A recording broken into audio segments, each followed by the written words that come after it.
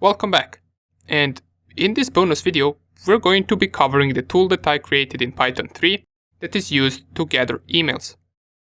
Now, even though later in the course we will be coding some of our own Python tools, this is one that we will not code, so we will just see how it works. I will explain how it works, of course, and we're going to see how many emails it can gather. So this is the tool right here called Email Scraper, and you will have this to download in the resources of this lecture. But let me show you how you can transfer it on the Kali Linux desktop. If you go up here on the devices and you go on drag and drop and click on bidirectional, then anything that you have on your desktop, since I had the program right here, if you go and drag it to your Kali Linux machine, it will get moved onto your Kali Linux desktop. As you can see right here, this folder already contains this file, since I already have it on my desktop, so I will just skip this. But you, after setting this to bidirectional, can transfer any file from your host desktop to your Kali Linux desktop. Okay, good. Now that we know how we can transfer it, let us see what this tool is and how we can run it. So just to check out the code of this tool real quick, let us double click on it and let me enlarge all of this. And what this tool essentially does is it asks us for the URL, and we provide it with the URL of a certain domain name.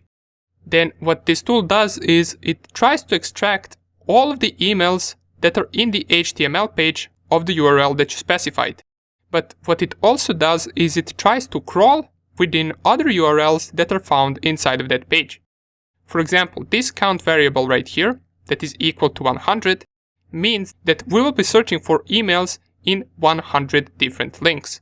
So you specify the main URL, then it goes through that URL, it extracts all of the emails, but it also extracts all of the other URLs that are leading to different pages. Then it goes to those different pages and performs the same thing. It tries to find the emails, and it also finds more URLs. And it does that until it reaches 100 URLs. This is a number that you can change if you want to, so you can set this to be lower or higher depending on how much results you want to find. Down here we can see that it is finding those emails using regex. So this is the pattern that we are searching for, and don't worry if you don't understand any of this. Regex is just a way for us to find certain patterns in a lot of text. So for example, this is a pattern that will allow us to find emails in the HTML code of the page. And then we, at the end of this, print all of the emails that we found. So that is the basic principle behind this tool. Let us see how it runs and whether we manage to find more emails than we did with hunter.io and the harvester. So let's close this, go to our terminal, find where you have this file downloaded, and I have it on my desktop. And to just run it, we can type Python 3 and then the name of the file. It will tell us enter target URL to scan, and here I'm going to specify the full URL to the same domain name that we used for the harvester and hunter.io, just so we can compare how many results we get with this tool and how many results we got with hunter.io and the harvester. So if I type the domain name and press here enter, this will go and process 100 links. And depending on whether you change that number, it might be higher or lower. And at the end of processing these links, it will print out all of the emails that it managed to find. So if you remember, with hunter.io, the website that we used, with the free account we managed to gather 10 different emails. With the harvester, first time we didn't manage to get any email, but after running it a couple of times, we might be able to get around 10 to 15 different emails with the harvester.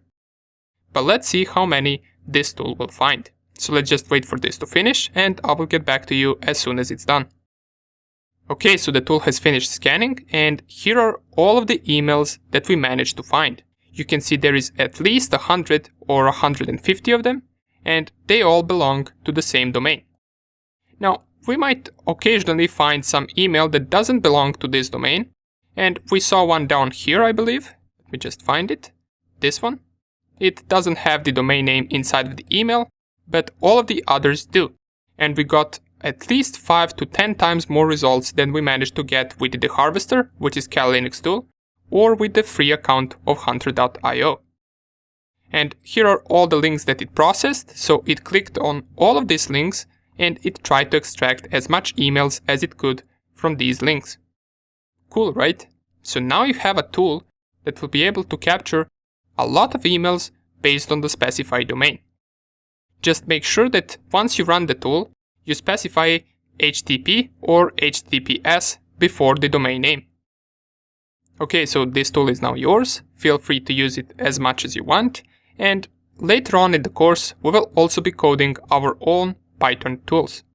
They will not be some too advanced tools, but we will be covering basics of creating our own hacking tools, which is something that every hacker should at some point of their journey learn. Great. So now that we finished with the information gathering section, we're ready to start off with scanning section. And you might be wondering, how are you going to be able to follow the scanning section and all the other sections, since you don't really have permission to scan any website? Don't worry, there are a lot of free vulnerable machines and websites that we can download and practice on them. And we're going to be seeing how we can find them and install them inside of our VirtualBox.